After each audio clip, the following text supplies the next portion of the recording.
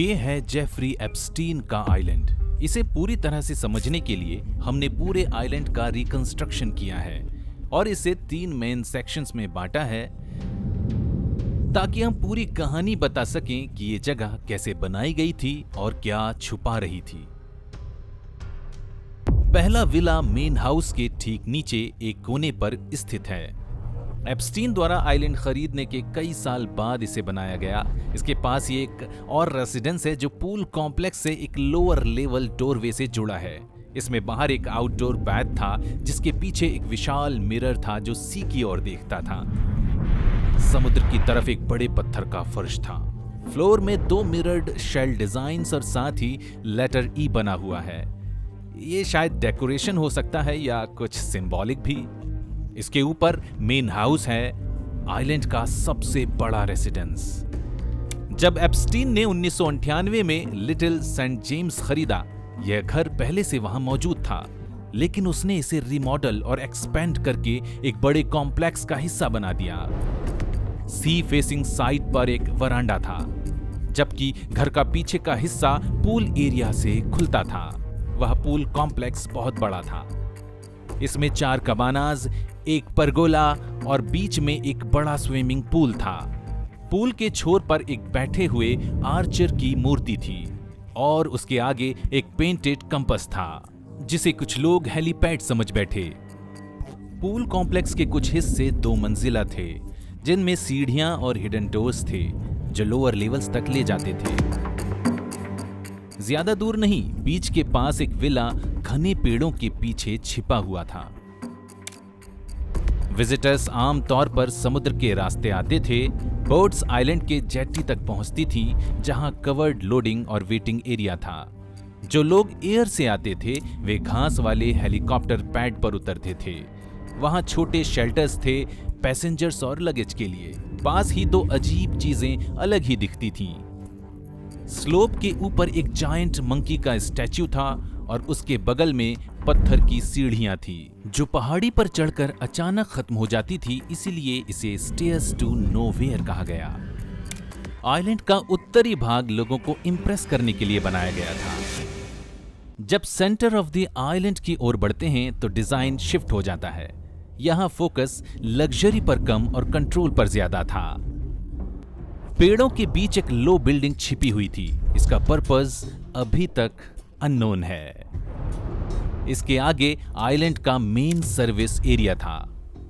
इस सेक्शन में वे मशीन्स थीं जो सब कुछ चलाती थीं। ताजे पानी के लिए desalination plant, generators for powers, storage rooms for sewage management. इनमें से कुछ बिल्डिंग्स हिल साइड में बनी थी। उनकी flat roof tops parking pads का काम करती थी और जमीन में बने वेंट्स बड़े रूम का संकेत देते थे। एक मामले में ड्रोन फुटेज ने दिखाया कि डोर्स गहराई में हिल के अंदर जाते हैं, जिससे ये सवाल उठता है कि क्या छिपा हो सकता है अंडरग्राउंड। इसी हब से एक स्टीप रोड ऊपर जाती है। धरातल पर यह एक सिंपल रास्ता लगता है, लेकिन इसके नीचे वाटर पाइपलाइन हो सकती है जो आइलैंड के फाउंटेन से जुड़ती थी। फाउंटेन आइलैंड के मिडिल में था। चारों ओर बेंचेस लगी थी। एक वीडियो में पास में डियर ग्रेजिंग करते दिखे, जिससे इस रहस्यमयी जगह में अजीब सा काम लगता था। सदर्न सेक्शन में एक बहुत बड़ा सनडायल था। कभी इसके चारों ओर 13 चमकती पेंटेड बेंचेस थीं, जिनके बारे में कहा जाता है कि वे 13 रूलिंग ब्लड लाइन्स का प्रतीक थीं। सनडायल का फेस मेजोनिक डिजाइन जैसा था, जिसने इस बात को और हवा दी। पास में छोटे स्ट्रक्चर्स थे। एक ओपन एयर कबाना में मसाज टेबल्स थे। एक और बीच साइड बिल्डिंग अब केवल खंडहर थी, शायद चेंजिंग क्लॉथ्स या टॉयलेट्स के लिए।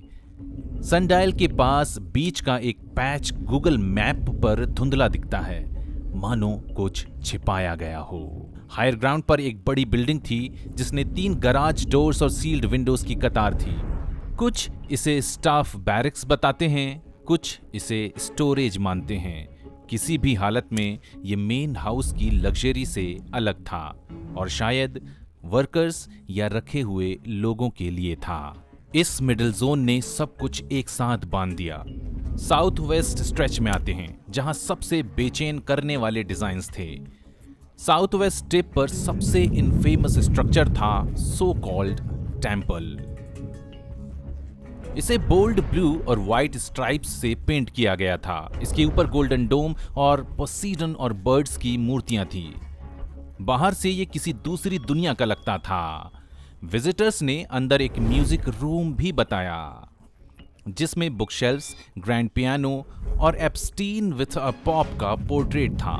लेकिन 2019 में ड्रोन फुटेज ने केवल इसके फोल्डिंग, मैट्रेसेस और जंक दिखाया, मानो सब कुछ हटा दिया गया हो। कुछ लोग मानते हैं कि पास का शेड अंडरग्राउंड एंट्रेंसेस छुपाता है, लेकिन यह साबित नहीं हुआ। एक साइड पर परगोला था, जिसमें 2 सील्ड डोर्स हिल साइड में बने थे, जहां एक बिल्डिंग थी जो हरिकेन इरमा में नष्ट हो गई, जहां सिर्फ फ्लैग पोल और एक कंक्रीट स्लैब ही बचा। आइलैंड का यह हिस्सा डंपिंग ग्राउंड भी था। ट्रैश मिट्टी के नीचे दबाया गया, लेकिन समय के साथ सरफेस पर आने लगा। विजिटर्स ने मशीनरी से लेकर टूटा फर्नीचर तक सब धूप में सड़ते देखा। इस डंप के ऊपर एक दूसरा स्विमिंग पूल था, मुख्य घर के पास वाले बड़े पूल से अलग। ये छोटा था और 1200 वर्ग फुट की इमारत से जुड़ा था। इसमें एक गराज स्टाइल का दरवाजा था। अन्य विशेषताएं इस भयानक डिजाइन को और भी अधिक आकर्षित बनाती है। पहाड़ी पर एक और सीढ़ी जो कहीं नहीं जाती बनी थी, जिसके ऊपर एक मूर्ति थी। पास ही एक विशाल बंदर की मूर्ति भी थी।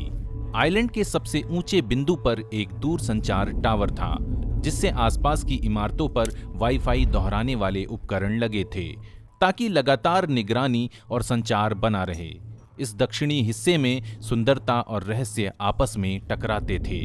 मंदिर, सूर्य घड़ी, बंद दरवाजे और कचरा ढेर सब ये संकेत देते थे कि ये आइलैंड केवल प्राइवेसी के लिए नहीं, बल्कि सीक्रेसी के लिए बनाया गया है।